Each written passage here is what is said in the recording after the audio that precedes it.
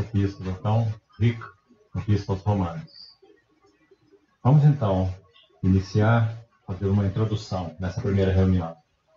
Vamos abrir, por favor, então, a Epístola aos Romanos, capítulo 1. Vamos ler alguns versos.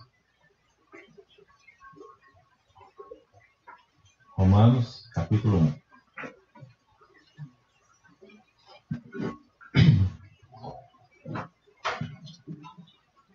Verso 1.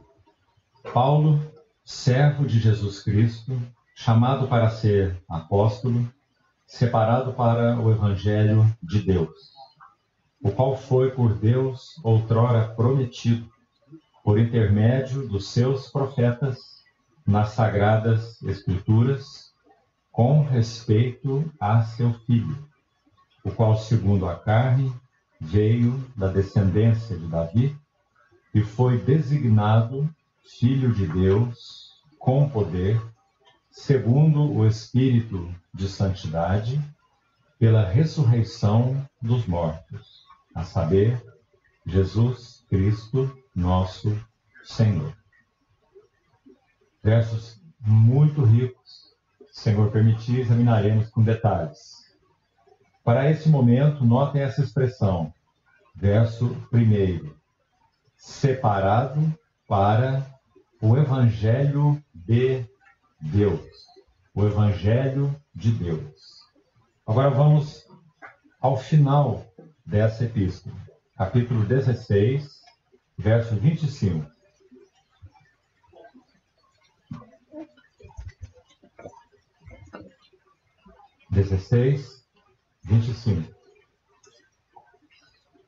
Ora, aquele que é poderoso para vos confirmar, segundo o meu Evangelho, e a pregação de Jesus Cristo, conforme a revelação do mistério, guardado em silêncio nos tempos eternos, e que agora se tornou manifesto e foi dado a conhecer por meio das Escrituras proféticas, segundo o mandamento do Deus eterno, para a obediência por fé entre todas as nações, ao Deus único e sábio, seja dada glória por meio de Jesus Cristo, pelos séculos dos séculos. Amém. Vamos ainda ter mais uma palavra de oração?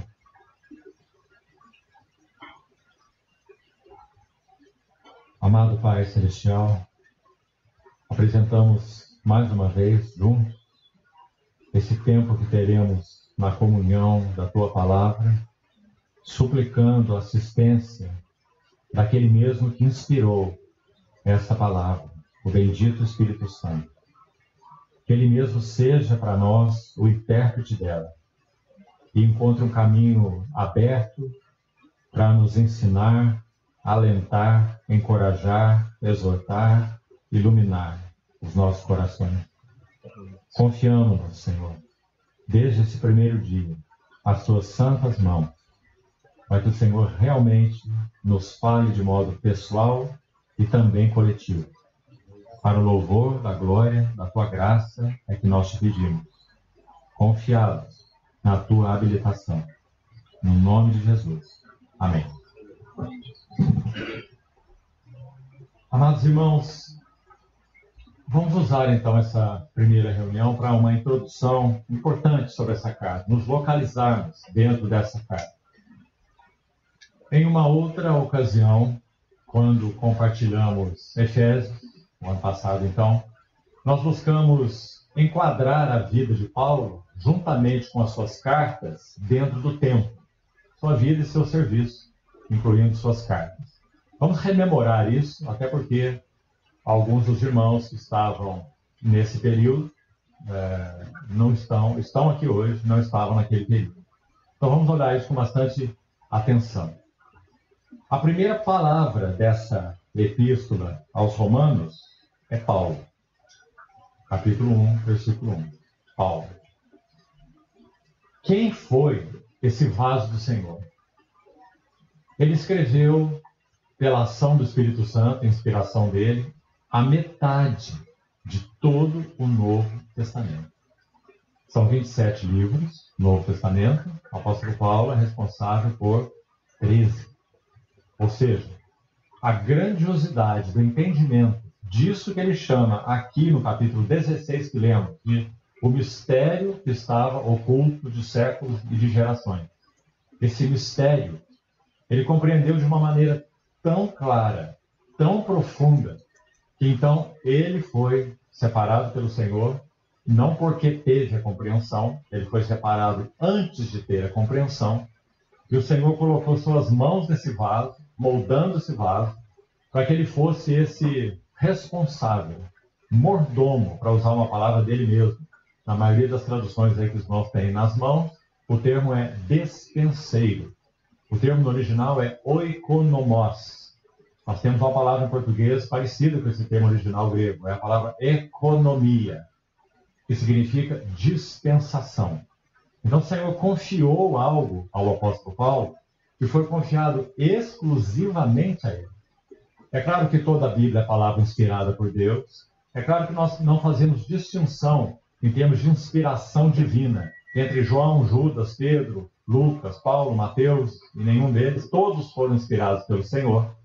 Mas é muito evidente, pelos fatos que já citamos até aqui, e muitos mais que veremos, que realmente o Senhor separou esse vaso, chamado Paulo, para um serviço e um ministério muito especiais, no que concerne a trazer para nós a clareza do que ele mesmo chama de o mistério de Deus. O que é isso?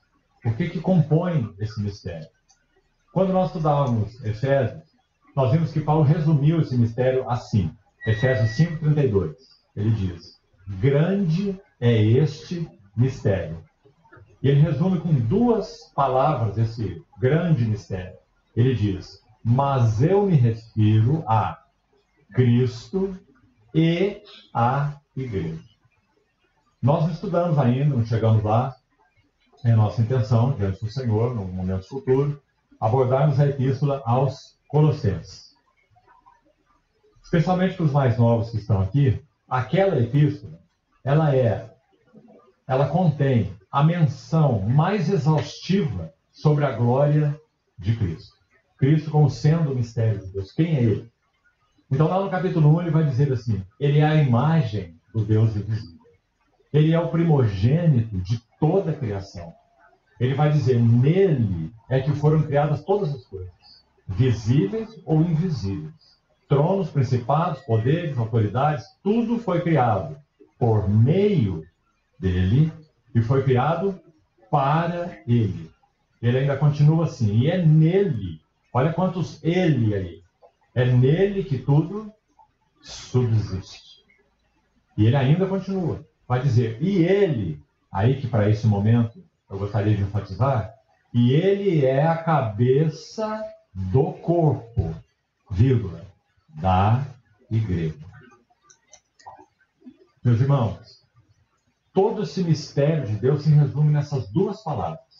A grandiosidade de Cristo, o que Paulo chama, de novo em Efésios, que estudamos no ano passado, de as riquezas insondáveis de Cristo.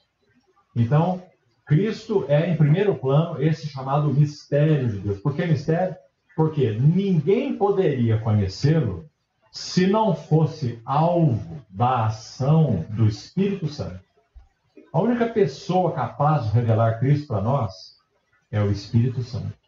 Por isso, naquela epístola aos Efésios que estudamos, Paulo ora assim: o Deus e Pai do nosso Senhor Jesus Cristo, o Pai da glória, vos conceda no seu conhecimento espírito de sabedoria e de revelação. No pleno conhecimento dele. Olha essa palavra. Aí ele diz assim: iluminados os olhos do vosso coração, para saberdes, nós, meus irmãos, saberdes qual é a esperança do seu chamamento, qual é a riqueza da glória da sua herança nos santos, qual foi a suprema grandeza do seu poder que ele exerceu em Cristo, ressuscitando dentre os mortos, e etc. Então, parte A, primeiro aspecto desse mistério de Deus, como Paulo chama, é o próprio Cristo, as riquezas insondáveis de Cristo, a glória inefável da pessoa de Cristo, a glória de todos os aspectos da obra de Cristo. E olha, esse vai ser objeto da nossa atenção aqui, na Epístola aos Romanos. A obra do nosso Senhor Jesus é exposta de uma maneira magnífica nessa Epístola aos Romanos. Nós vamos caminhar por isso, passo a passo, com a ajuda do Senhor nesse dia. Nós teremos 13 tempos juntos durante esses dias, bastante intensos. Espero no Senhor que atinjamos até, pelo menos, o capítulo 8. Palmilhando as riquezas insondáveis de Cristo no Evangelho. Então, esse Paulo, voltando onde estávamos, primeira palavra dessa epístola, Paulo, ele foi esse vaso exclusivamente e especialmente, tão especialmente, separado pelo Senhor, para que então esse mistério de Deus fosse conhecido. Agora, qual é o outro aspecto, então, do mistério de Deus? Se Cristo é essa faceta principal do mistério eterno de Deus, qual é o outro aspecto, a outra parte desse mistério de Deus? O que nós citamos de Efésios 5:32? Grande é este mistério, mas eu me refiro a Cristo e à Igreja.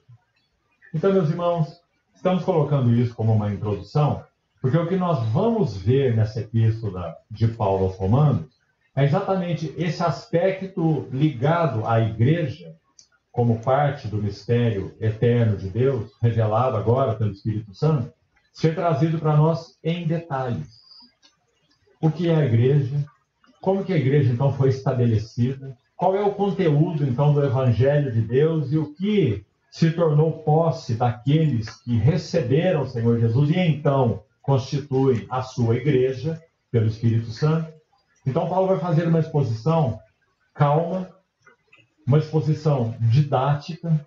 Por isso, muitos chamam a Epístola aos Romanos, embora particularmente não concorde com isso, de um tratado do apóstolo Paulo. Sabe por quê? Porque ele não havia estado entre os romanos quando escreveu essa carta. Ele não conheceu ainda, ele iria conhecer quando estava preso, futuramente. Quando ele escreveu essa carta, ele não conhecia os santos de Roma. Ele disse que tinha desejo de estar com eles e repartir algum dom espiritual com eles. Né? Então ele escreve para irmãos que ele ainda não conhecia. Então, digamos, ele pôde escrever de uma maneira calma. Ele não tem quase não tem, exortações nesse epístola. Temos lá a parte prática, do capítulo 12 em diante. Há exortações ali, porque em todas as epístolas de Paulo há exortações. Mas a ênfase de Romanos não é exortativa. A ênfase de Romanos é iluminativa. Ele vai trazer clareza sobre o que é o Evangelho de Deus e qual é a posse comum. Olha a beleza disso para nós. Qual é a posse comum de todos aqueles que receberam o Senhor Jesus? E você, irmão, se é um irmão genuíno, confessou o nome do Senhor com a sua boca, creu no teu coração, então o Evangelho é teu e você é do Evangelho. Porque o Evangelho, na verdade, que Paulo apresenta em Romanos, ele pode ser escrito com E maiúsculo. Você viu o que lemos na introdução no capítulo 1? Esse Evangelho e diz respeito, todo o conteúdo dele é com respeito a seu Filho. Foi isso que lemos aí? Capítulo 1, verso 3? Então, se perguntássemos assim, o que é o Evangelho? Qual é o conteúdo do Evangelho? A primeira pergunta. O que é o Evangelho? O Evangelho não é um conjunto de boas novas. Ele é boas novas, porque antes dele, o que nós tínhamos? Não é? Antes que o Evangelho fosse revelado pelo Espírito ao homem, o que nós tínhamos? No máximo, no melhor, nós tínhamos a lei de Moisés, que trazia alguma clareza de quem Deus é, do caráter de Deus, para o mundo pagão, para o mundo politeísta. Né? Então é isso que nós tínhamos antes do Evangelho. Agora, o Evangelho, ele expressa com detalhes as riquezas da pessoa gloriosa de Cristo e da obra gloriosa de Cristo. Uma obra que ele realizou, sim, mas que nos incluiu. Então, isso é o Evangelho. Esse é o Evangelho. Então, o que é o Evangelho? O Evangelho é uma pessoa. Isso é muito importante, amados irmãos, desde já ficar gravado no nosso coração. Nós não vamos entrar nessa epístola aos Romanos interessados propriamente em doutrinas. Não. Nós vamos entrar nessa epístola aos Romanos interessados em uma pessoa, que é o Evangelho. O Evangelho de Deus foi exposto através desta pessoa. Esta pessoa é a boa nova de Deus. Quando ele nasceu, Lucas capítulo 1 e capítulo 2 é chamado por um grande erudito bíblico chamado Alfred Plummer, é chamado de o Evangelho da infância.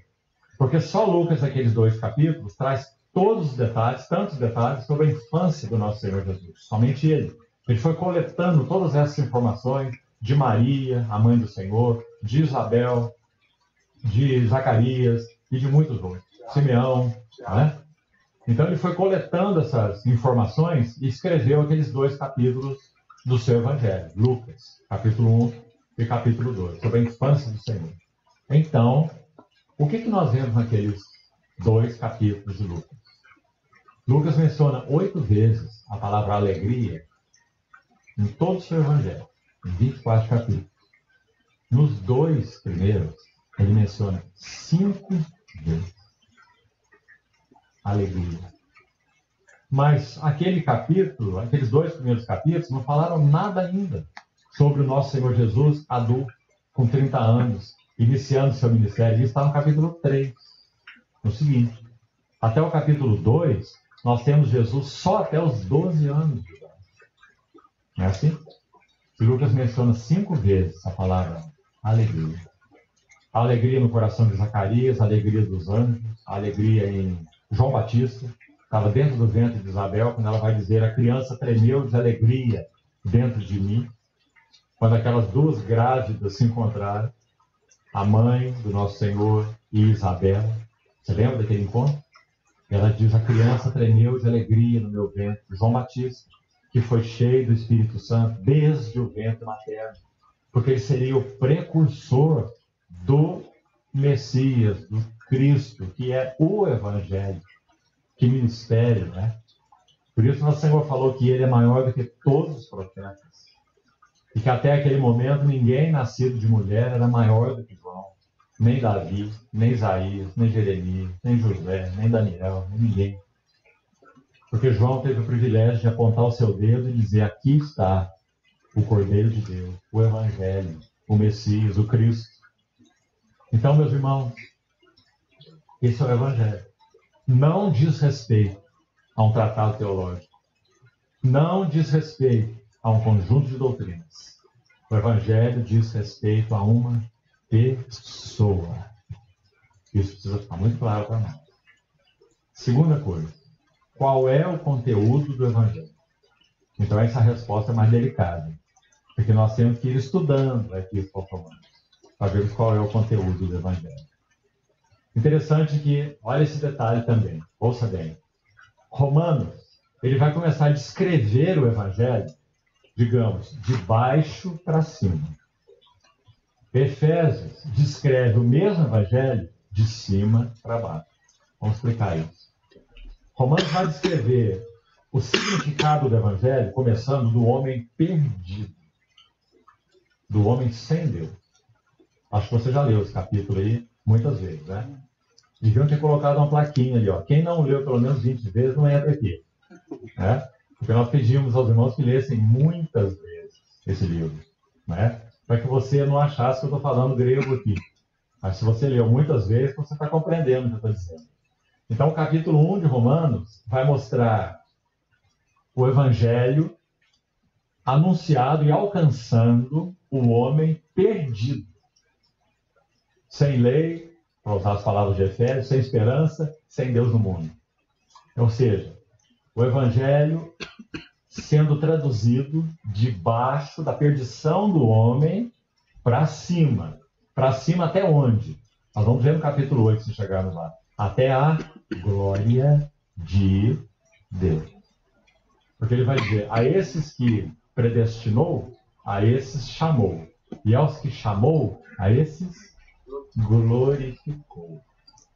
Então ele vai mostrar o Evangelho alcançando o homem no estado absolutamente perdido. Se você quiser usar essa palavra que eu vou usar aqui, ela realmente é boa.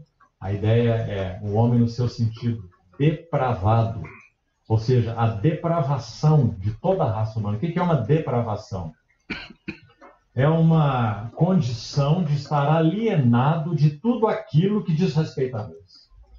Às vezes, quando nós ouvimos essa palavra depravação, exatamente por causa dos danos do pecado na nossa mente, nós pensamos em depravação sexual, certo? Depravação é muito mais do que isso.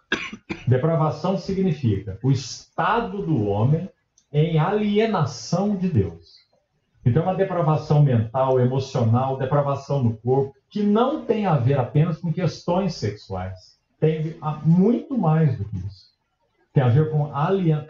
O que seria muito mais do que isso? Me permita interromper a frase aqui.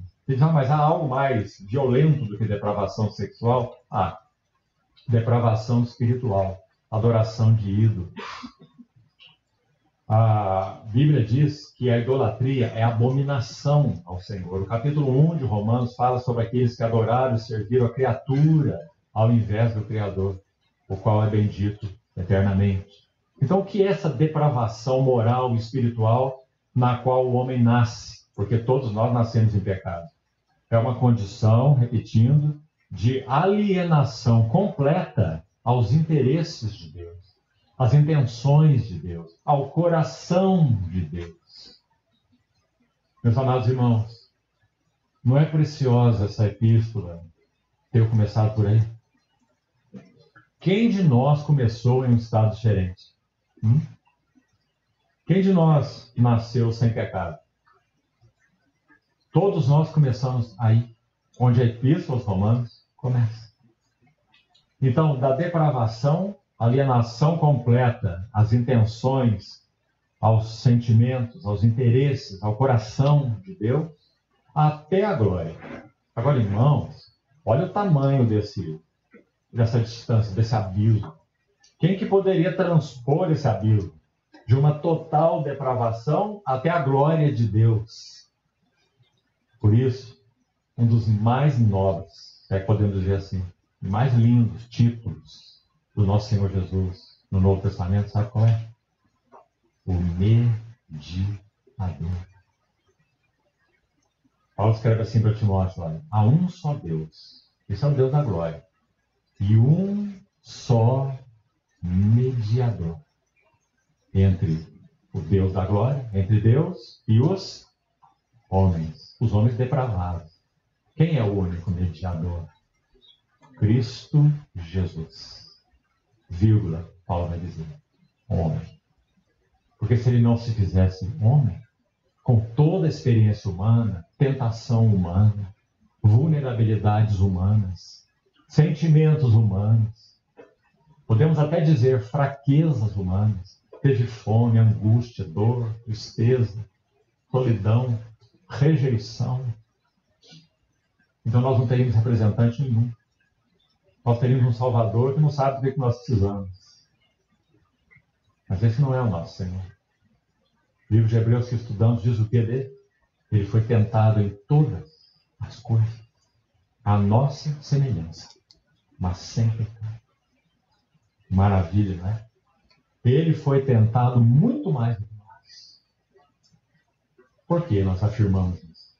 Porque quando nós, que somos pecadores, somos tentados, se não estamos aprendendo o que significa andar no Espírito e permanecer nele, para que ele permaneça em nós, então nós caímos. Não tem outra chance para nós. Só permanecer nele. Porque o vitorioso é ele. Quem batalha é ele. Não é? Conosco e em nós. Então, assim é a nossa realidade. Mas e ele? Ele foi um homem com toda essa vulnerabilidade, mas sem pecado. Em toda a sua jornada humana, ele foi tentado inexaurivelmente, sem folga. Todo o tempo. Nos sentimentos, na mente, nos caminhos, nas pessoas que vinham com aquelas sugestões para ele em todos os níveis, procurando fazer com que ele caísse, com que ele tropeçasse, numa palavra que fosse, num gesto, num sentimento inadequado. Não é? Esse foi o nosso Senhor. Não é assim com nenhum de nós, mas foi assim com ele. E mais, quando ele foi ao deserto para ser tentado, ele não foi tentado pela sua carne, digamos assim, como é o nosso caso. Ele foi tentado pelo diabo, o príncipe dos demônios, que fez a ele aquelas sugestões para que ele caísse em pecado. Você se lembra? Lembra qual foi a última delas? Quando foi dito a ele: tudo isso eu te darei se prostrado me adorares. Pelo seu inimigo, pelo diabo. Lembra o que ele disse? Que resume toda a sua vida humana? Somente ao Senhor teu Deus adorarás. Só a Ele darás culto. Essa foi a vida dele. Embora sendo provado 33 anos e meio. Por isso, meus amados irmãos, que quando ele entra na morte, Paulo nos escreve isso de muitas maneiras lindas. E Pedro citou na primeira mensagem do Pentecostes, em Atos 2. É dito que aqueles grilhões da morte não puderam segurá-lo. Por quê? Porque ele foi o homem que viveu de um modo completamente, em cada detalhe, em cada minuto, em cada segundo, aprazível ao coração de Deus. Então, quando ele entra na morte, é o santo entrando na morte. Mas você se lembra? Vamos ver em Romanos, quando chegarmos lá, que o salário do pecado é a morte. Mas agora, entra na morte aquele que não deve nada para a morte, porque ele não pecou. Então agora a morte não tem poder de meter os seus grilhões nele. Então ele entra na morte como um estranho no ninho. O santo de Deus no seio da morte. Então o que ele faz? Paulo também vai dizer, mais uma vez Paulo, escrevendo para Timóteo, ele destruiu a morte. E trouxe à luz a vida e a imortalidade mediante o Evangelho, que é o tema da Epístola aos Romanos. Meus irmãos, o que você acha disso até aqui? Porque tudo isso que eu estou dizendo é teu. A questão é o quanto nós estamos crendo, nos apropriando, entrando na beleza dessas verdades. É o seu tesouro. Seu tesouro não é aquilo que você tem no banco, não. Aquilo lá rapidinho vai ficar aí se tiver outra geração. Talvez não tenha. O Senhor está realmente às portas. Mas vai ficar aí, os seus herdeiros. Seu tesouro é esse aí, o Evangelho. Porque você foi incluído dentro dele. Ele é teu e você é dele. Agora, qual é então o conteúdo do Evangelho? Como nós estamos falando. Espero no Senhor que a introdução hoje apenas te dê fome, apetite. Nós não vamos entrar em nada disso hoje. Vamos só aguçar teu apetite. Porque, vou repetir, amado irmão, o Evangelho é teu. O Evangelho é Cristo. E Cristo é teu. E você também é de Cristo. Ele disse, ninguém arrebatará os meus das minhas mãos. Então o que nós precisamos é conhecer o que é nosso. E vamos buscar conhecer o que é nosso. Esse maravilhoso livro. Porque esse é nosso tesouro. Fiz uma digressão enorme aqui, né? Vamos voltar. Paulo, primeira palavra desse epístola. Vamos recordar um pouquinho sobre ele. Escrevendo aos Gálatas, ele disse assim, ao que me separou antes de eu nascer. Gálatas capítulo 1. E aprouve a ele revelar o seu Filho em mim. Seu Filho é o Evangelho. Por isso que quando você lê o capítulo 1 de Romanos, versículo 1, você vai ver assim, Paulo, próxima palavra é doulos, no grego, escravo, servo de Jesus Cristo. Presta atenção. Próxima palavra, chamado. Ele não diz que ele escolheu e buscou esse caminho, não. Ele diz que ele foi chamado. Depois vamos deter um pouquinho nessa palavra, porque você também foi. Nós também fomos. Depois, olha a sequência. Chamado, no caso dele, para ser um apóstolo. Próxima palavra, separado. Separado para quê? Para o Evangelho de Deus. Aí, vamos dizer que o início do verso 2, quase todo ele, pode ser posto aí como que num parêntese. Porque ele está falando sobre o Evangelho de Deus, ele vai falar o qual, está explicando, né? Foi por Deus outrora prometido por meio dos seus profetas nas Sagradas Escrituras. Na verdade, todo esse verso 2, né? Vamos tomar a liberdade aqui de pô-lo como um grande parêntese, abrindo e fechando. Agora, olha o 3, o que diz. Com respeito a seu filho. Então, leia o final do 1 e pule para o 3. Porque você vai entender o que ele está dizendo. Olha lá. Final do verso 1 diz: Paulo foi separado para o Evangelho de Deus com respeito a seu filho. Agora está claro? Todo o conteúdo do Evangelho de Deus é o seu filho. Porque o seu filho é o Evangelho. O Evangelho contém as riquezas da pessoa gloriosa e da obra gloriosa do nosso Senhor Jesus. E isso é o que é nosso. Nós somos dele e ele é nosso. Sua obra pertence a nós e nós fomos incluídos na sua obra. Então, isso é tão precioso. Voltando ao texto de Gálatas que eu estava citando. Ele diz, ao que me separou antes de eu nascer. Lá em Gálatas, capítulo 1, versos 14 e 15, que eu estou citando, ele vai dizer que ele foi separado pelo Senhor. Ao que me separou antes de eu nascer. Separado por Deus. E aprove a ele revelar o seu Filho em mim. Então, segundo esse verso, ele foi separado por quem? Por Deus. Deus o separou para quê? Para revelar o seu Filho nele. Agora, aqui no Epístola aos Romanos, o que ele está dizendo? Que ele foi separado para quê? Para o Evangelho de Deus. Você está vendo? Porque o Evangelho de Deus é o Filho de Deus. Então, um pouco sobre a vida dele. E vamos ficar hoje só com esses 4 versos que nós lemos na introdução. Quando o Senhor colocou as mãos de Saulo de Tarso, ele tinha seus 30 e poucos anos de idade. Ele caminhou com o Senhor 33 anos. Guarde isso. Até ser martirizado durante o império de Nero. Foi decapitado. A vida de Paulo pode ser dividida em 3 fases de 11 anos. Muito interessante isso, a harmonia disso. Os 11 primeiros anos, Paulo estava, durante 8 deles, no deserto da Arábia.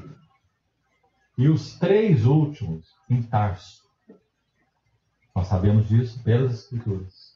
Barnabé vai procurá-lo em Tarso, quando aqueles de Antioquia creram no Senhor, para que Saulo o ajudasse nessa obra de tantos cristãos, tantos que creram em Antioquia. Então diz, Barnabé partiu para Tarso à procura de Saulo. Isso já se foram, então, 11 anos. Então, quando ele recebeu, irmão, quando ele teve aquele encontro com o Senhor na estrada de Damasco, ele ficou cego.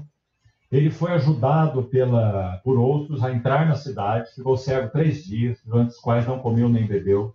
Foi visitado por Ananias, que foi indicado pelo Senhor. O Senhor se mostrou a Ananias para que fosse até lá encontrar Saulo. Ele até temeu fazer isso, dizendo, mas esse é o perseguidor, ele veio aqui para exterminar os que são do caminho, não é? E o Senhor disse a Ananias, vá até ele, porque ele é para mim um vaso escolhido.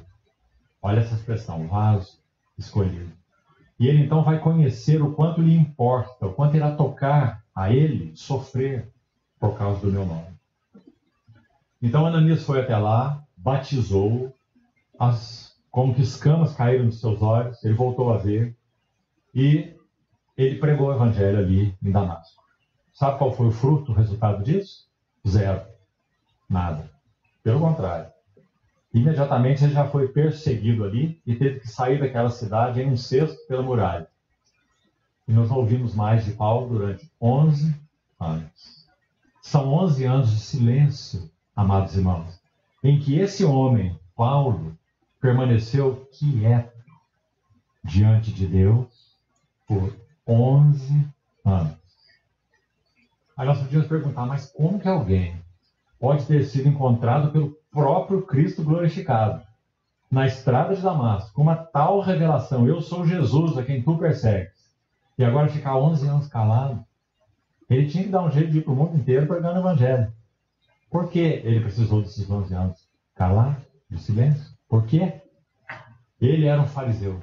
Ele conhecia as escrituras do Velho Testamento muito bem. Muito bem. Mas conhecia na luz de Moisés. Ele não conhecia o Velho Testamento, a sua Bíblia, até então só os 39 livros. Ele não os conhecia à luz da revelação de Jesus Cristo. Então agora ele tem 11 anos para ele tomar a sua Bíblia, de Gênesis a Malaquias, e começar a lê-la de novo, lê-la de novo e lê-la de novo. Agora, à luz da revelação de Jesus Cristo. Por isso que ele enche as suas cartas. Romanos, então, é muito especial nisso, com textos do Velho Testamento. Você percebeu quando leu Romanos? Porque ele está trazendo tudo aquilo que foi. Olha o que lemos aí no início desse capítulo 1. O Evangelho foi outrora prometido por Deus nas Sagradas Escrituras, ou nas Escrituras proféticas. Não é o que temos aí? Olha aí o verso 2. Esse Evangelho foi por Deus outrora prometido. Quando que foi por Deus outrora prometido? Nos tempos do Velho Testamento. Né? Por intermédio de quem? Dos profetas. Quais são eles? Os profetas do Velho Testamento. É claro. Onde? Nas Sagradas Escrituras.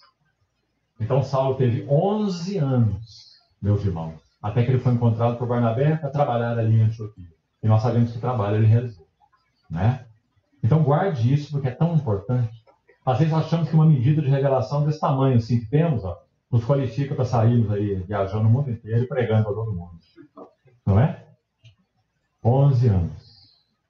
E a palavra que me ocorre nesse período para tentar elucidar o que aconteceu aí é a palavra crescendo. Crescendo. Lá estava Saulo na sua quietude, em silêncio, 11 anos, crescendo, lendo a sua Bíblia, vendo Cristo no Velho Testamento. Vendo Cristo em cada página das Escrituras. Na lei, nos profetas, na poesia, né? No Salmo. 11 anos crescendo. Depois nós temos mais 11 anos, a segunda etapa da vida de Paulo. O que ele estava fazendo? Servindo. Seria uma palavra para essa segunda fase. 3 viagens missionárias enormes. Muitas igrejas estabelecidas. Num mundo totalmente pagão. Quando Paulo entrava em cada cidade, só tinha pagãos. Quando ele ia embora, tinha uma igreja do Deus dele. Que ele chama, escrevendo a Timóteo, de coluna e baluarte da verdade. No meio do mundo politeísta, pagão, idólatra, trevoso. 11 anos servindo e sofrendo, claro, pelo nome do Senhor. 3 viagens missionárias dentro dessa segunda etapa de 11 anos. Aguardando isso aí. E a última etapa de 11 anos? Sabe onde ele passa a maior parte do tempo? Preso. E sabe o que ele faz aí? Ele escreve as epístolas mais maravilhosas da prisão. Efésios, Colossenses, Filipenses, Filemon, 1 Timóteo, Tito e 2 Timóteo. Nas 4 primeiras ele estava definitivamente preso. Na prisão domiciliar em Roma. Efésios, Filipenses, Colossenses e Filemon. Na última epístola, 2 Timóteo, ele também estava preso. E dali ele foi martirizado. A primeira, Timóteo e Tito, ele estava livre. Um período de liberdade que ele teve. Qual é a palavra que usaríamos para esses últimos 11 anos? Então vamos repetir. Os primeiros 11, ele estava lá em silêncio, crescendo, vendo Cristo nas páginas do Velho Testamento. No segundo período, ele está servindo. 3 grandes viagens missionárias, muitas igrejas, quantas experiências. Na última etapa de 11 anos, o que ele está fazendo? Derramando-se. Meus irmãos, pensem comigo. Como é que o nosso Deus, falando com muita reverência, como é que o nosso Deus tem a coragem de jogar em cadeias por tantos anos aquele que era o seu maior embaixador nessa terra, Paulo. Sabe qual é a resposta?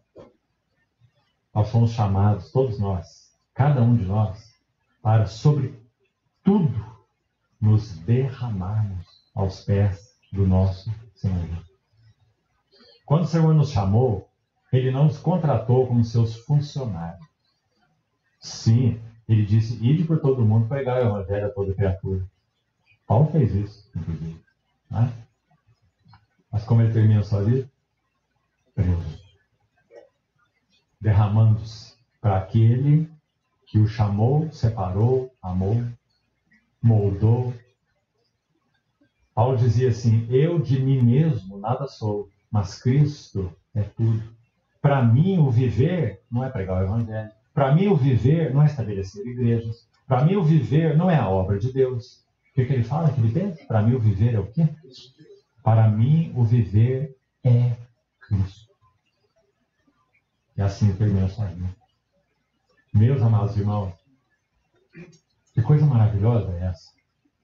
Por isso, no primeiro capítulo de Timóteo, carta a Timóteo, dele para Timóteo, no primeiro capítulo, 1 Timóteo capítulo 1, ele vai dizer que o Senhor colocou as mãos nele quando ele era um blasfemo. Assim, isso é o que ele disse que ele era, um blasfemo. Ele era um insolente. E a última expressão é a que mais doía no coração dele. Um perseguidor da igreja. Aí ele diz, estou parafraseando aqueles versículos, ele diz, mas ele colocou suas mãos em mim para que demonstrasse em mim a sua completa longanimidade. E me tornasse um modelo para todos os que hão de crer nele para a vida eterna. Você creu? Então, a palavra de Deus está dizendo que Paulo é um modelo para nós. Todos os que creram e crerão nele para a vida eterna. Em outras palavras, ele está dizendo assim, meus irmãos. Se ele colocou a mão nesse tipo de barro, que era eu, ele pode colocar a mão em qualquer um. Se ele fez isso em mim, ele pode fazer em qualquer outro homem. Porque sabe o que mais doía no coração de Paulo? E que pela graça do Senhor não aconteceu com nenhum de nós aqui. Ele saiu de Jerusalém e foi para Damasco com cartas das autoridades para matar cristãos. Porque ele entendia que eles eram blasfemos. Porque eles diziam que aquele que foi pendurado na cruz era o Messias. E para Saulo de Tarso era um impostor. Messias? Esse é o Messias? Fraco, crucificado, que não faz nada pelo seu povo, que não trouxe nenhuma libertação do jugo romano para nós. Esse é o Messias? Isso não pode ser o Messias. Então ele diz, eu era um perseguidor da igreja. Até que o Messias, agora glorificado, se apresenta a ele, naquela visão dramática na estrada de Damasco, e pergunta, quem és tu, Senhor? E ele vai dizer, eu sou Jesus. A quem tu persegues. Que coisa maravilhosa, meus irmãos. Então agora ele viu quem é Jesus. O Messias, o Verbo encarnado. Quando ele lembra disso e lembra do martírio de Estevão, está descrito em Atos, por Lucas, em Atos, capítulo 26. Ele diz, quando Estevão, o teu mártir, tua testemunha, estava lá sendo apedrejado, eu estava lá. Eu até guardei as suas vestes. Ele tem isso na sua memória. Ele viu o primeiro mártir, Estevão, ver os céus abertos, o Senhor Jesus em pé, para recebê-lo quando ele estava sendo apedrejado e morrendo. Estevão. Saulo estava lá e viu toda essa cena. E ele lembra dela. Ele cita o nome de Estevão. Eu estava lá e consentia com a sua morte. Então, meus amados irmãos, esse é o autor dessa epístola de Romanos. E agora vai fazer o quê? Esse que não compreendia nada, senão as coisas da lei, um fariseu, né? Agora ele vai descortinar para nós o que é o Evangelho. que ele vai chamar de mistério oculto dos séculos e das gerações, mas que agora foi manifesto e revelado.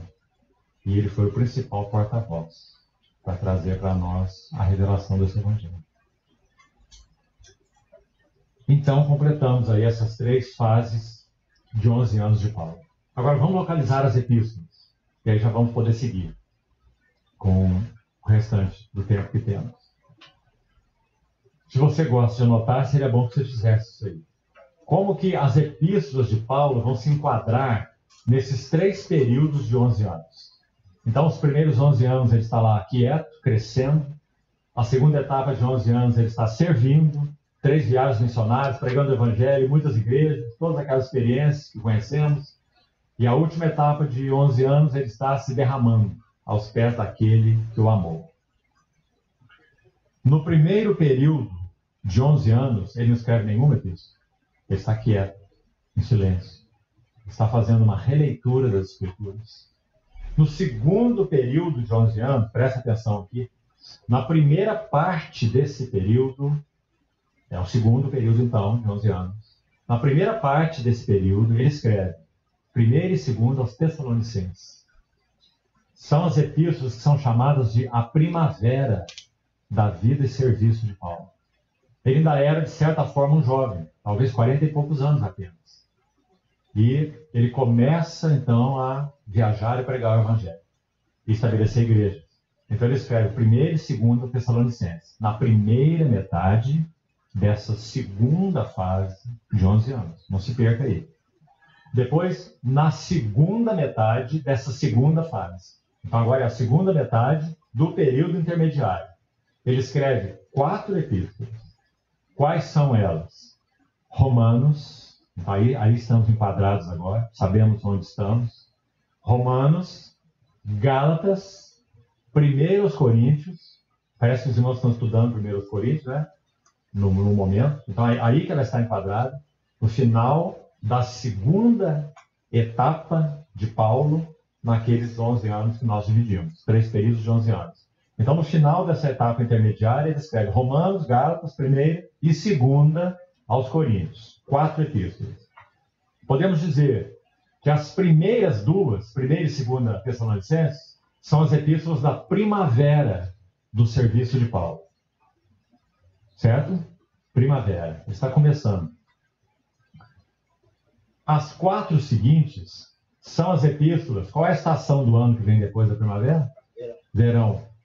São as epístolas do verão. Por quê? Porque são epístolas contundentes, cheias de ensinamento e cheias de exortação. Quando pensamos, por exemplo, em 1ª e 2ª Coríntios. Né? Em Gálatas também, fortíssima. Para aqueles que tinham começado no Espírito e estavam se aperfeiçoando na carne. Não é assim? Gálatas? Então, são epístolas de verão, de calor forte, cheias de ensino e, sobretudo, não é o caso específico de Romanos, mas é o caso das outras 3, Gálatas, 1ª e 2ª Coríntios, cheias de exortação e até de reprovação, para aqueles irmãos que estavam se desviando da pureza do Evangelho.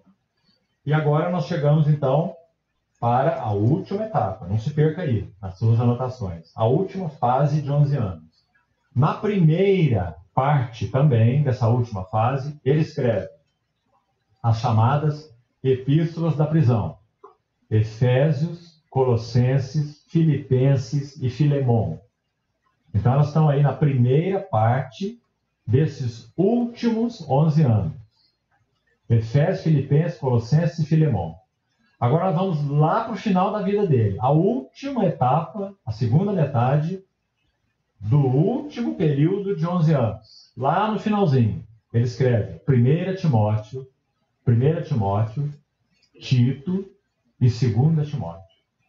Não sei se teremos, quem sabe, num momento futuro, a oportunidade de estudarmos 2 Timóteo. São 4 capítulos. Meus irmãos, que epístola. Porque agora esse homem tem 60 e tantos anos de idade, nós estamos aí entre os anos 67 e 68 da era cristã. E dali ele será tirado da prisão, agora de uma masmorra romana, e será decapitado. Então ele escreve suas últimas palavras, 2 Timóteo. quanta riqueza e quanta beleza há naquela epístola. Porque agora é um Paulo vaso plenamente amadurecido, cheio de compreensão do propósito de Deus. Mas não só isso. Isso ele já tinha lá quando escreveu Efésios e Colossenses. Agora ele é um homem plenamente maduro. Últimas palavras, 2 Timóteo. Então, que maravilhoso vaso, que maravilhosa graça, para que a glória não fique com o vaso, né? Então, que precioso vaso, que maravilhosa graça e que maravilhoso evangelho. Então, vamos lá para esses primeiros versos que introduzem a epístola. Vamos estudar um pouquinho esses versos. Romanos, capítulo 1. Já sabemos, então, um pouco, pelo menos, de quem é esse Paulo, mencionado aqui como escravo de Jesus Cristo. Depois dessa expressão, nós temos o termo chamado. Um escravo de Jesus Cristo, chamado, no caso dele, para ser um enviado, ou um apóstolo, enviado. Mas aqui eu quero destacar o termo chamado. Por favor, deixe sempre esse capítulo marcado, estaremos voltando aí em todo o tempo. Mas abra, por favor, primeiro aos Coríntios, o livro que os irmãos têm estudado, nessa etapa da vida da Assembleia, os irmãos aqui, Santo Antônio do Monte. Primeiro aos Coríntios, olha o que diz o capítulo 1, verso 1.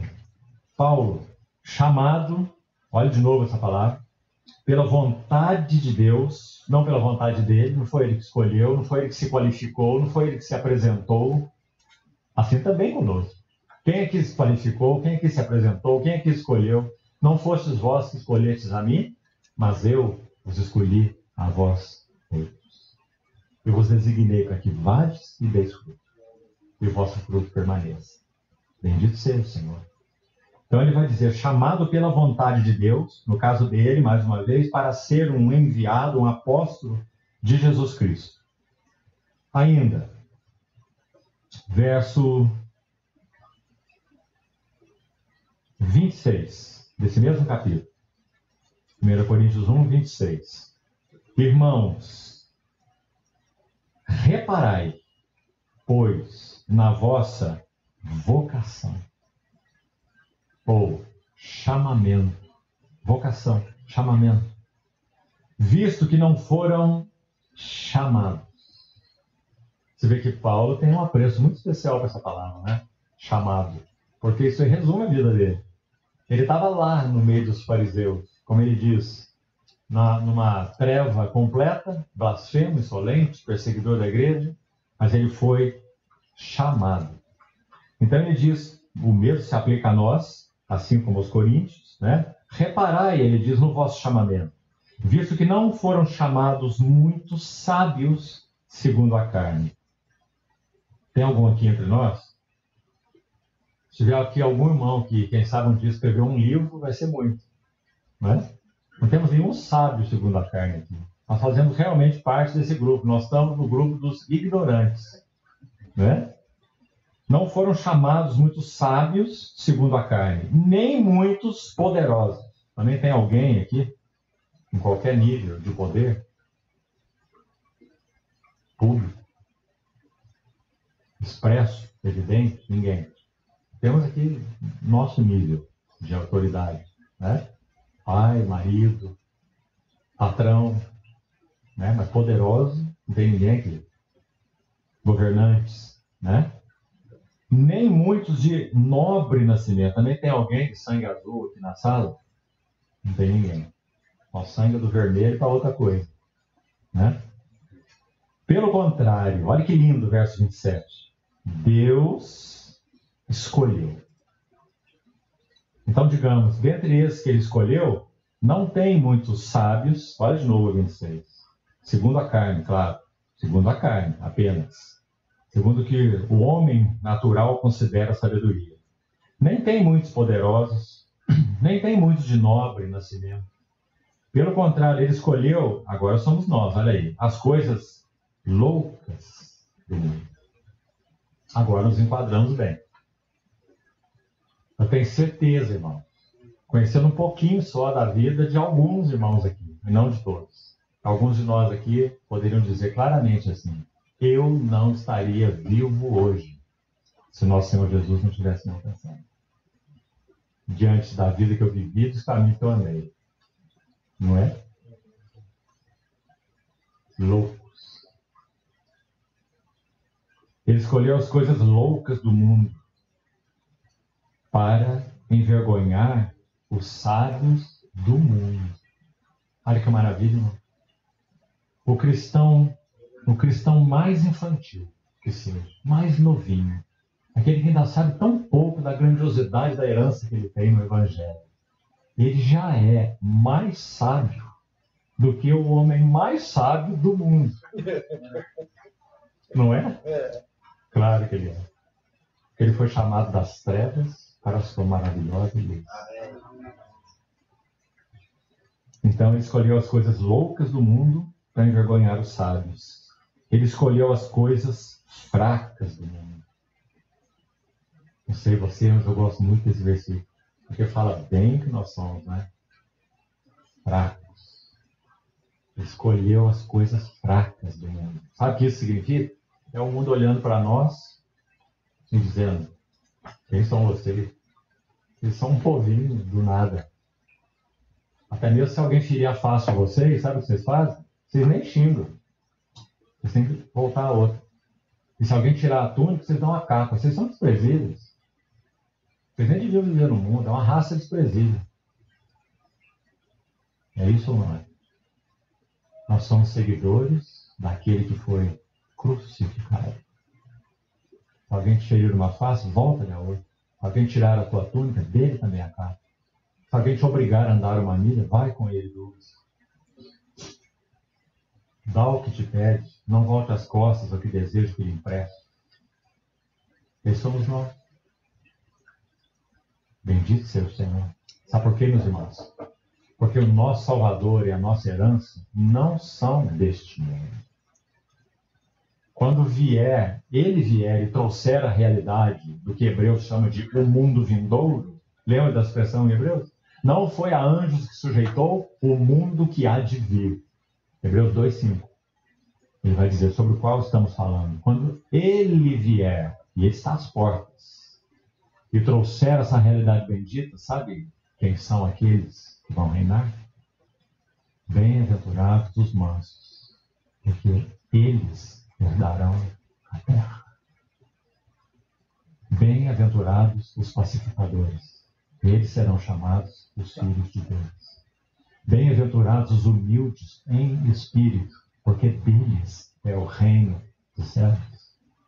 E sabe o que a Bíblia chama de reino dos céus, no Evangelho de Mateus? Não é o reino lá no céu. Não faz confusão. O que o autor de Hebreus, do Evangelho de Mateus, o Mateus, chama de reino dos céus, é a expressão do reino de Deus na terra. Isso é que ele chama de reino dos céus. E é esse reino dos céus que o nosso Senhor glorificado trará para essa terra quando ele voltar na sua parousia e os seus pés santos tocarem o Monte das Oliveiras. Lá naquela terra que hoje está com guerra, com toda aquelas 7 nações ao redor, né? Israel. Quando seus pés tocarem o Monte das Oliveiras. E ele mostrar de novo seu rosto glorioso para essa geração decaída. Estabelecer o seu reino nessa terra. Irmão, reconsidere esses assuntos diante do Senhor. Porque não é historinha, não. Ele está aí. Na linguagem de Cantares, o noivo já colocou sua mão no ferrolho da porta. Lembra da linguagem de Cantares? E a noiva diz assim, e que ela já podia sentir o seu perfume, que as suas mãos destilavam mirra preciosa. E ele está às portas. E qual é o nosso clamor? Maranata. Vem, Senhor Jesus. Meus amados irmãos, é isso que nós aguardamos, sobretudo. Ele escolheu as coisas fracas do mundo para envergonhar as portas. Ainda, verso 28. E Deus escolheu, mais uma vez, as coisas humildes, pequenas, pobres, humildes do mundo, e as desprezadas. E agora, a expressão mais forte de todas é essa aí, ó. E as que não são. Porque não são fala tudo, né? O que nós não éramos? Nós não éramos tudo isso aí que está escrito. Não éramos sábios, não éramos nobres, não éramos fortes, não éramos poderosos, não éramos nada. Ele escolheu os que não são, mas para reduzir a nada, olha o trocadilho de palavras que Paulo faz.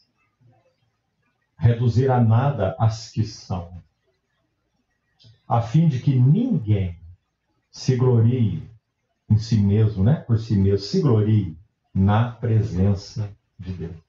É maravilhoso esse texto. Então você vê que a ênfase aí é chamados. E quem são os chamados no versículo 26? Os não foram, visto que não foram chamados muitos sábios. Quem são os chamados? São esses que no verso 27 é dito deles, Deus escolheu.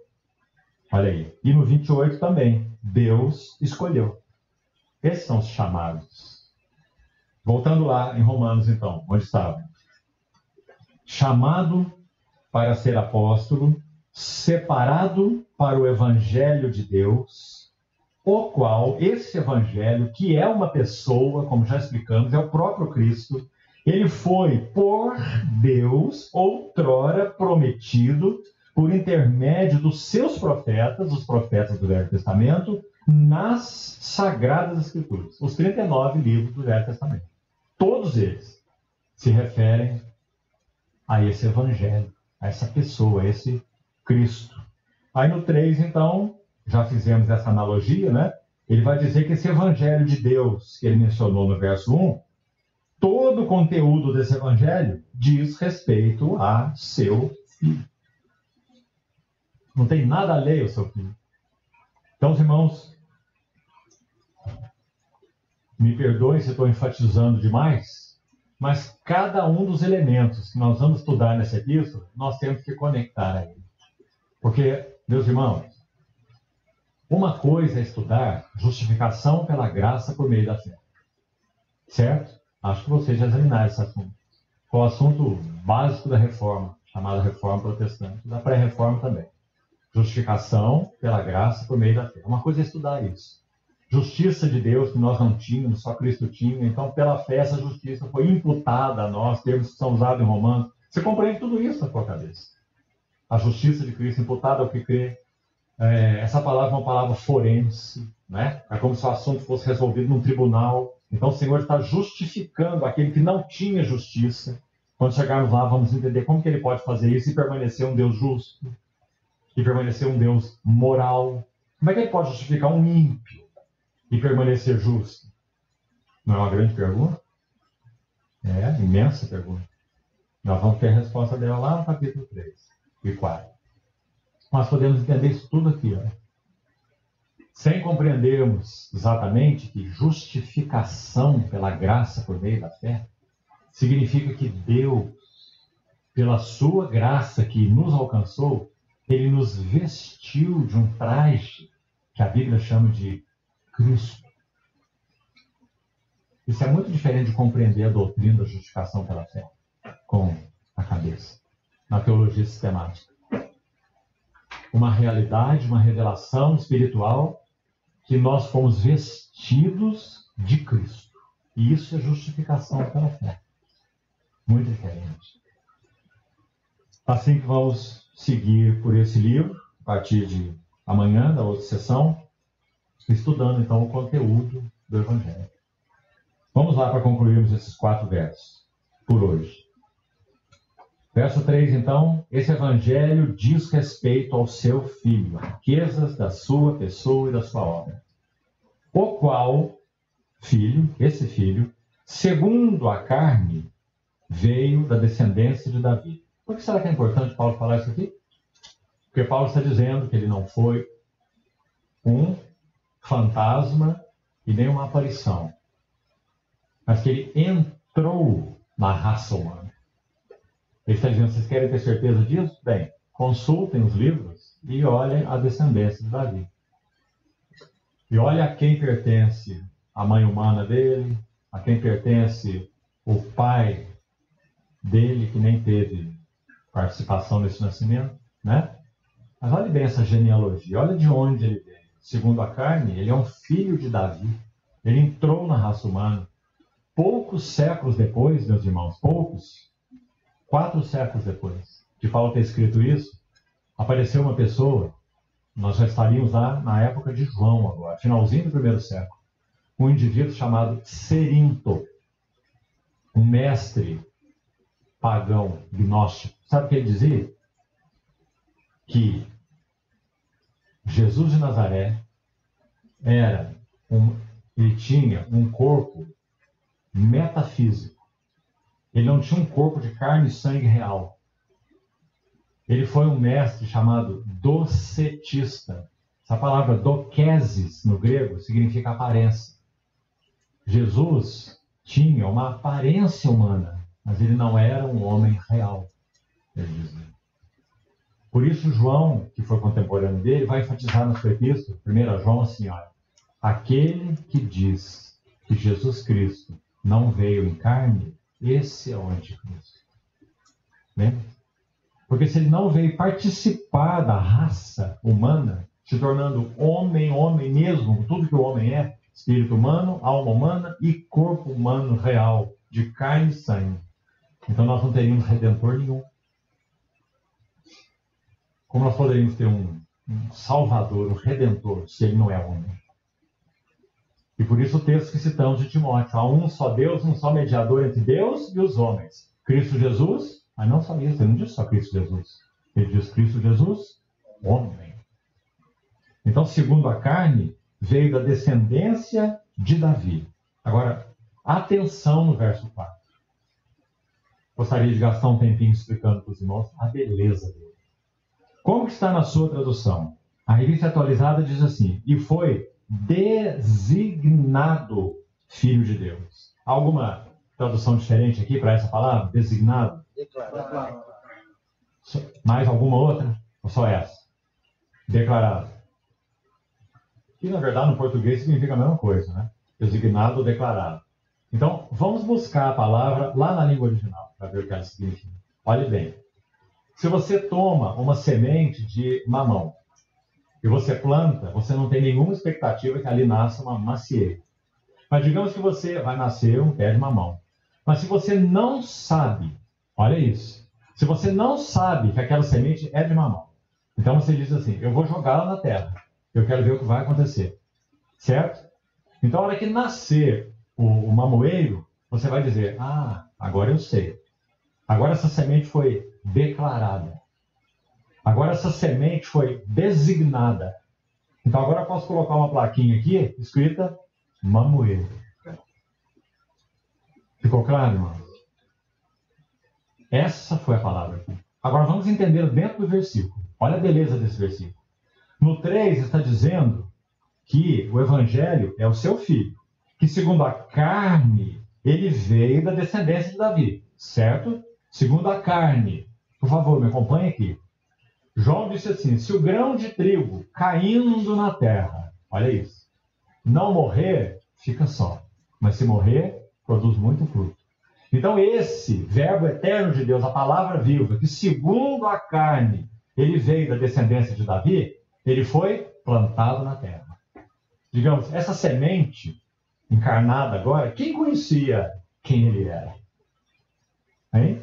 Quem conhecia quem ele era? Ninguém. Aqueles que tiveram a experiência no Monte da Transfiguração viram alguma coisa, que os impactou, não é? João vai escrever o seu evangelho dizendo, vimos a sua glória, não é? Pedro vai escrever a sua epístola dizendo assim, estivemos com ele no Monte Santo, quando aquela glória excelsa enviou a seguinte voz, tu és o meu filho amado. Eles tiveram relances de quem ele era. Mas quando é que esse homem, Jesus de Nazaré, filho de Davi, que viveu segundo a carne, quando é que ele foi declarado, designado que ele é o glorioso Filho de Deus? Quando? Qual é a resposta? Leia esse versículo.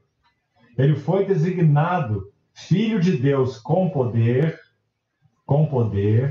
segundo o Espírito de Santidade. Depois vou explicar essa frase, vou voltar nela.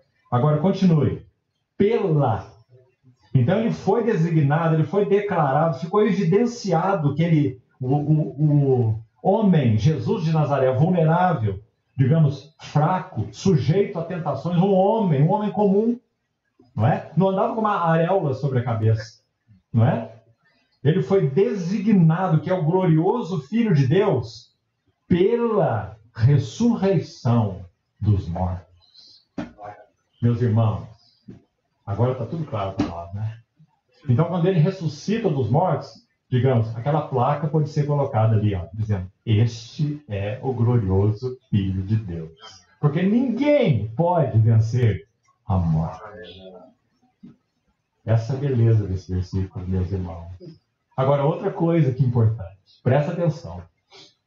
A morte é o elemento que destaca o pináculo, o clímax da degradação do universo de Deus. Se chama morte. Porque morte significa alienação. Antes do homem morrer biologicamente, lá no Éden, ele morreu espiritualmente. Ele foi alienado de Deus. Por isso que esse corpo morre. Por causa da alienação espiritual daquele que é a vida, o Senhor. Foi isso que aconteceu no Éden. Então a morte, repetindo, é o clímax, o pináculo da degradação no universo de Deus. Esse homem venceu a morte. Quem vence a morte pode vencer qualquer outra coisa. Por ser a morte, alienação daquele que é a vida. O clímax da degradação. Voltando a 1 Coríntios, ou citando 1 Coríntios, carta que os irmãos estão estudando, né? Você vai chegar lá ainda, no capítulo 15. Vai dizer assim: o último inimigo a ser destruído é a morte. Onde está a morte? Não é? Onde está a morte, o teu leão? Onde está a morte, o teu leão? Porque essa semente, Jesus de Nazaré, ele entrou na morte, foi plantado na terra, e foi vitorioso sobre os grilhões da morte. E nós, meus irmãos amados, habita em cada um de nós o Espírito daquele que destruiu a morte. Pense comigo, irmão. Porque eu sei que tem vários irmãos aqui, me incluo, que tiveram pais cristãos, e que esses pais ou mães, e eles já partiram do Senhor. Vamos pensar um pouquinho. O que aconteceu com eles? A morte, como o inimigo vencido pelo nosso Senhor na cruz do Calvário. De novo, 1 Timóteo 1, 2 Timóteo capítulo 1, ele destruiu a morte e trouxe à luz a vida e a imortalidade. Destruiu a morte. Então, o que a morte, que ainda opera, biologicamente falando, ela tem capacidade de fazer com os santos que pertencem ao Senhor. Eu te diria assim: o único poder que a morte tem hoje sobre os que pertencem ao Senhor é tirá-los de uma esfera onde ela ainda exerce o seu domínio e levá-los para uma outra esfera na qual ela mesma não tem poder nenhum. Isso não é maravilhoso, meus irmãos? Cada santo do Senhor assim ocorrerá até que o Senhor venha, quando alguns dos santos não passarão pela morte. Não é? Coríntios 15 de novo. Em um piscar de olhos, ao ressoar da última trombeta, os mortos ressuscitarão incorruptíveis, e os que estiverem vivos serão transformados. Que maravilha, né? Mas até lá, os que partirem, está aí a morte operando ainda biologicamente, apenas biologicamente. E o que ela está fazendo? Ela é uma grande serva nossa. Porque ela está nos tirando de um mundo de confusão, tentação, aflição. Esse Espírito Santo que habita em nós tantas vezes ainda, meus amados irmãos, pode ser ferido, ofendido, magoado, não é? Então ela estará nos levando para uma esfera, ela mesma. Mais impressionante é isso, porque ela é o inimigo, mas agora o inimigo vencido pelo Senhor na cruz está nos conduzindo a uma esfera na qual ela não tem poder algum. Tragada foi a morte pela vitória. Então, esse versículo tem o embrião de tudo isso. Ele foi Jesus designado, declarado Filho de Deus pela ressurreição dos mortos. Você vê que é importantíssimo ler os versículos com cuidado, porque Paulo faz demais isso. Colocar palavras entre vírgulas que estão assim, fazendo explicação, né? Então é como se abrisse um parênteses aqui e fechasse o parênteses lá, porque ele colocou ali para explicar e depois ele voltou ali para o argumento principal. Então você tem que ler esse versículo assim. Ele foi designado Filho de Deus, aí abre um parênteses, dizendo, com poder, pelo Espírito de Santidade, fecha o parênteses, pela ressurreição dos mortos. Então ele foi declarado que é o Filho glorioso de Deus pela ressurreição dos mortos. A saber, aí vai pôr muito claro aqui, o nome completo. Quem é ele? É Jesus mesmo, é o filho da Maria mesmo, é o Jesus de Nazaré, sim. É aquele que ela amamentou, é aquele que teve uma infância real. Por isso o médico Lucas, grego, se preocupa tanto com isso. Né? Homem mesmo, homem, que participou de natureza humana completa. Jesus, o Cristo, o Messias e nosso Senhor. Não é lindo, meus irmãos? Essa é a nossa confissão. Esse é o nosso Salvador. Essa é a nossa vitória. Agora, vamos lá. Por favor, me deem mais 10 minutos e eu termino. Romanos 16, foi o texto que nós lemos na introdução, não é? E é para lá que nós vamos e vamos terminar aqui. Ele conclui essa epístola voltando no tema Evangelho, como ele iniciou.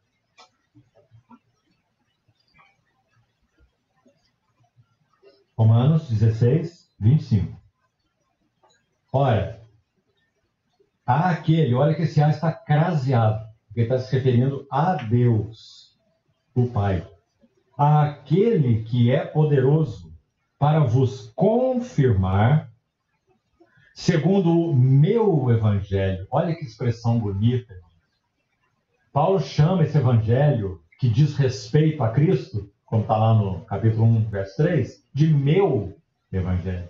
Ou seja, ele está tão identificado com o evangelho, ele vive do evangelho, ele vive pelo evangelho, lembrando que o evangelho é uma pessoa, ele vive no evangelho, ele vive para o evangelho, ele vive do evangelho.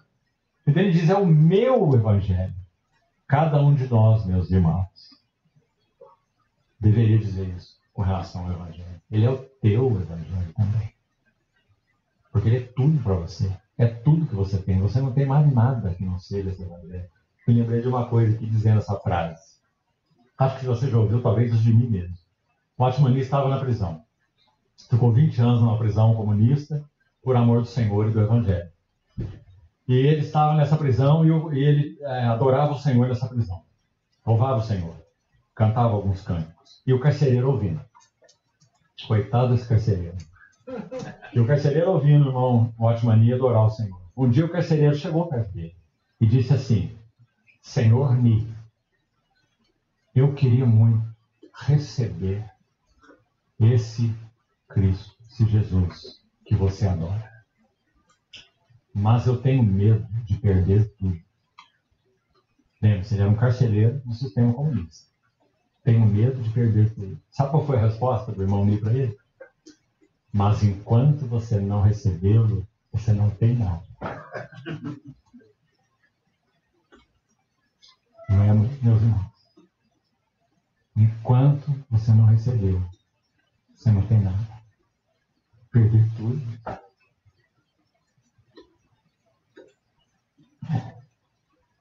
Vou confirmar segundo o meu evangelho. E, olha isso, a pregação de Jesus Cristo. Claríssimo, né? Qual é o conteúdo do evangelho? Cristo. Ele é a pregação de Jesus Cristo, não de doutrinas. que mais? Esse evangelho, olha as palavras importantes desse versículo. Esse versículo é prenhe, meus irmãos. Prenhe. Olha que riqueza. Meu evangelho, pregação de Jesus Cristo. Olha essas frases. Olha agora. Conforme a revelação do mistério. Mais uma frase. Meu evangelho, pregação de Jesus Cristo, revelação do mistério. Quase não precisa explicar, né? O evangelho é Jesus Cristo. A revelação do mistério é a revelação de Jesus Cristo, porque ele é o mistério oculto do século e das gerações. Então, conforme a revelação do mistério, mais uma frase bonita, olha, guardado em silêncio nos tempos eternos. Lembro uma literatura há muito tempo, um irmão falava sobre o valor da solitude na vida cristã. E ele dizia assim: nenhuma palavra que saia da nossa boca que não tenha sido proveniente do silêncio interior não tem valor algum. É só tagarelice. Ouviu bem? Agora, olha o que esse versículo está dizendo. Quantos séculos se passaram até que esse Deus que estava em silêncio, guardando esse mistério precioso no coração dele, porque diz respeito ao seu filho, não é? E seu filho é o que de mais precioso ele tem, aquele que não poupou o seu próprio filho, antes por todos nós o entregou, Romanos 8, não nos dará junto com ele todas as coisas? Que coisas? As coisas do Evangelho, que nós vamos ver aqui. Então, guardado em silêncio no coração de Deus, nos tempos eternos, até que ele foi manifestado. E nós vivemos, irmãos, um período em que esse mistério já foi manifestado, revelado claramente há quase 2000 anos. Louvado seja o Senhor. Nada está oculto mais. Todo esse mistério foi revelado. Grandiosidade de Cristo, a glória de Cristo, né? Revelado pela boca dos seus santos apóstolos e profetas. E nós temos que fazer o quê? Que o Senhor nos conceda também espírito de sabedoria e de revelação. No pleno conhecimento dele. Porque esse mistério já foi revelado. Não tem nada fechado, nada secreto. Então, o mistério guardado em silêncio nos tempos eternos e que agora se tornou manifesto. E foi dado a conhecer por meio das escrituras proféticas. Olha lá o que Paulo estava fazendo naqueles 11 anos, está vendo? Conhecendo a grandiosidade desse Cristo, sua pessoa gloriosa e sua obra gloriosa, nas sagradas escrituras proféticas do Velho Testamento. E aí, então, ele segue, concluindo, segundo o mandamento do Deus eterno para a obediência por fé. Que lindo, né? O Senhor não guardou esse evangelho no seu coração e falou assim: olha, eu tenho aqui uma carta na manga. Se for necessário, eu vou usá-la. Ele está dizendo que esse evangelho, guardado em silêncio nos tempos eternos, ele foi revelado segundo o mandamento do Deus eterno, para a obediência por fé entre todas as nações. Ou seja, rejeitar esse evangelho é rejeitar tudo. É isso que esse verso está dizendo. Por isso ele diz para a obediência por fé. Você lembra como Paulo acuou, digamos assim, aqueles filósofos epicureus estoicos lá no Areópago? Você lembra daquele texto, Atos 17? Deus não levou em conta os tempos da vossa ignorância. Coragem desse homem. Chamar os filósofos, a nata intelectual da época, de ignorantes. Deus não levou em conta os tempos da vossa ignorância. Agora, olha a palavra, é uma palavra judicial aqui. Ele diz, mas ele agora notifica. Oficial de justiça, né? Agora ele notifica a todos os homens que se arrependem. Porque ele já designou um dia em que ele há de julgar vivos e mortos. E julgar como? Julgar em um varão. Olha que lindo, irmão. A revista atualizada traz por meio de um varão. Consulte o grego para você ver. A preposição é em. Em. Quase igual ao nosso português. Que no grego significa em. Então ele vai julgar vivos e mortos em um varão. Agora, o que ele fala desse varão? É o varão que ele destinou e que ele acreditou diante de todos. A última frase agora desse verso. Ressuscitando dentre os mortos. Ou seja, quando Deus ressuscita o nosso Senhor Jesus, porque o nosso Senhor Jesus não se ressuscitou, encontra o versículo que diz que ele se ressuscitou. Você não vai achar nenhum. É dito que ele foi ressuscitado dos mortos pela glória do Pai, pelo Espírito da glória. Romanos 8 fala o Espírito daquele que ressuscitou a Jesus entre os mortos, por exemplo. Né? Então, quando Deus faz isso, o que ele está fazendo? Ele está dando um atestado público de acreditação. Alguém que trabalha na área de saúde? Os laboratórios de patologia, os laboratórios clínicos, todos eles têm que ter um certificado de acreditação. Os hospitais também. Tem órgãos que fazem a acreditação. Hospitalares, laboratórios e tudo mais. O que é uma acreditação? Eles dizem, olha, esse hospital opera segundo as normas, funcionários, materiais de segurança, medicamentos, etc, etc. Então ele está acreditado. Né? Tá ok, está tudo certo, pode ser usado, toda segurança. Quando Deus ressuscita a Cristo, ele está acreditando que dando uma credencial, esse significa acreditar, certo? Para você não confundir com crer. Então ele está dando um selo de acreditação de que esse homem que foi ressuscitado dos mortos é o varão que foi aprovado por Deus. E é por meio dele e nele que Deus vai julgar tudo e todos. Então vamos terminar, já terminamos, né? E vou explicar um pouquinho disso, já.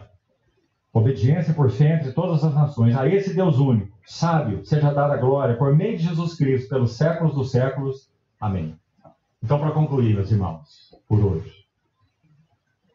Lá no capítulo 1 nós lemos que esse Filho de Deus, ele foi declarado ser quem é, com poder, mediante o Espírito de santidade, pela ressurreição dos mortos. O que já explicamos sobre a semente. Quando Deus ressuscitou esse varão, então ele coloca esse varão como sendo a vara medida de Deus. A vara ou varão medida de Deus, para tudo e para todas as coisas. Resumo. Se entrarmos nesse assunto, vai longe. Olha só o resumo. Tudo nesse universo será julgado neste varão.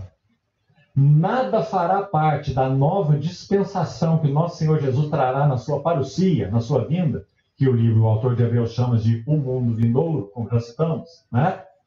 Nada passará, terá lugar nessa nova ordem que não tenha sido aprovado pelo varão medida de Deus. Você já está pensando, eu acho, nas implicações, né? Quanto nas nossas vidas está sendo aprovado pelo varão medida de Deus. Jesus Cristo é um metro glorioso de Deus. Nesse metro, tudo é apresentado. Apocalipse 1, esse metro é descrito. O Cristo glorificado que João viu em Patmos. O metro de Deus. Capítulo 1 de Apocalipse. No capítulo 2 e 3, vem as igrejas. Vem Éfeso, vem Esmirna, vem Pérgamo, vem Tiatira, vem todas elas. É Laodiceia. Cada uma delas é apresentada aos pés desse metro de Deus. Ele vai medir todas elas. De uma maneira tão justa. Vai dizer para Éfeso, eu te louvo. Efésios, vocês têm labor, têm ortodoxia, têm perseverança, provaste os falsos apóstolos, mas eu tenho algo contra ti. Abandonaste o teu primeiro amor. Está percebendo, irmão? Tudo está sendo julgado diante do varão medida de Deus. Sabe qual é a nossa glória hoje?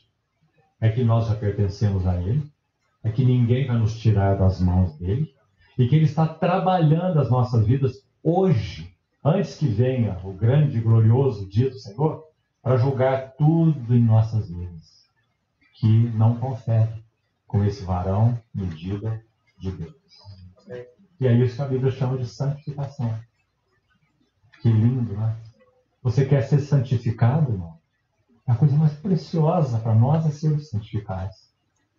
Porque esse varão que é nosso, nós também somos dele, ele está diante de nós hoje, para medir tudo em nós que não confere com o caráter dele, com a beleza dele, com a santidade dele, com a glória dele.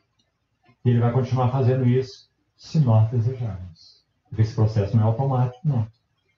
Nós precisamos nos manter aos seus pés, no seu altar, para que ele faça, execute esse juízo sobre nossas vidas.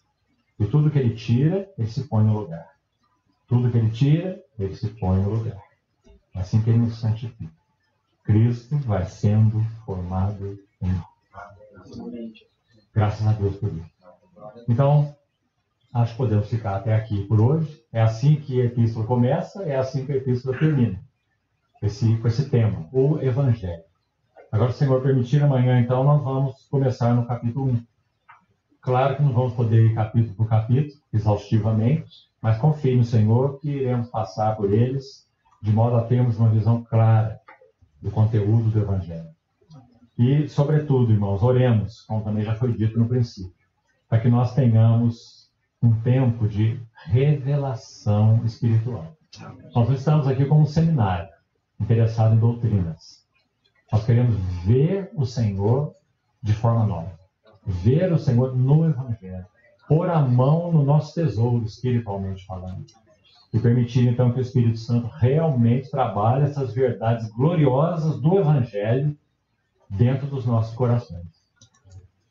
O sentido mais profundo da justificação, paz com Deus, o sentido da nossa identificação com Cristo na sua morte, a libertação do velho homem, do jugo da lei, o andar no Espírito.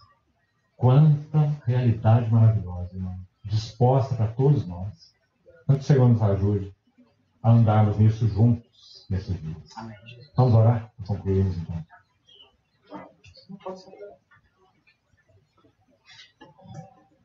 Amado Pai Celestial, obrigado porque temos nas nossas mãos, até hoje, esse bendito livro, Tua Palavra soprada pelo Teu Espírito Santo.